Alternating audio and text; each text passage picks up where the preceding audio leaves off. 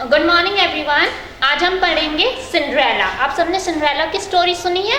सबको स्टोरी सुनना बहुत अच्छी लगती है, तो आज हम पढ़ेंगे सिंड्रेला की स्टोरी। सिंड्रेला स्टोरी ये है सिंड्रेला।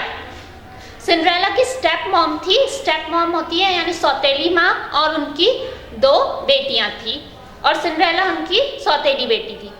तो जो सिंड्रेला की स्टेप मॉम थी यानी सौतेली माँ, वो सिंड्रेला के साथ बिल्कुल अच्छा बिहेव नहीं करती थी, और ना उसकी बहनें उसके साथ अच्छा बिहेव करती थी। घर का सारा काम सिंड्रेला करती थी।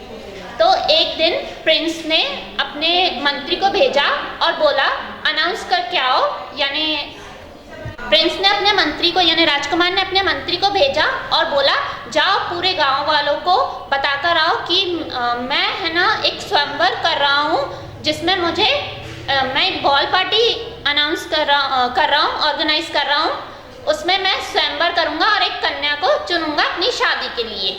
ये मंत्री ने जाके वहाँ पे अनाउंस किया। स्टेप मॉम, जो सिंड्रेला की स्टेप मॉम थी और जो बहनें थी, वो तो रेडी हो गई पार्टी के लिए, पर वो लोग सिंड्रेला को छोड़ के चली गई। सिंड्रेला रोने लगी। सिंड्रेला रोने लगी तो वहाँ पर एक परी आई, फेरी ग्रैंडमदर।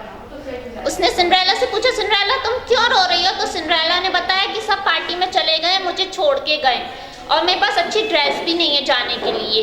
तो जो फेरी मदर थी उन्होंने क्या करा, उन्होंने मैजिक करा, और मैजिक से उन्होंने सिंड्रेला के लिए एक ड्रेस बनाई और एक प्रिंसेस कैरिएज बनाया। प्रिंसेस कैरिएज यानी उसके लिए एक अच्छी सी पालकी बनाई जिसमें वो बैठ के जाए। जब वो प्रिंसेस कैरिएज से उतरी तो उसने क्या देखा?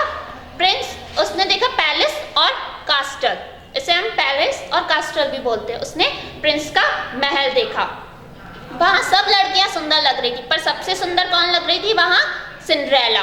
प्रिंस देखकर हैरान हो गया। प्रिंस ने उसके साथ डांस करा, उसके साथ बातें करी, पर परी ने उसे कहा था कि 12 बजने से पहले वापस आ जाना। उसे डांस करते करते ध्यान ही नहीं रहा और घड़ी में 12 बज गए।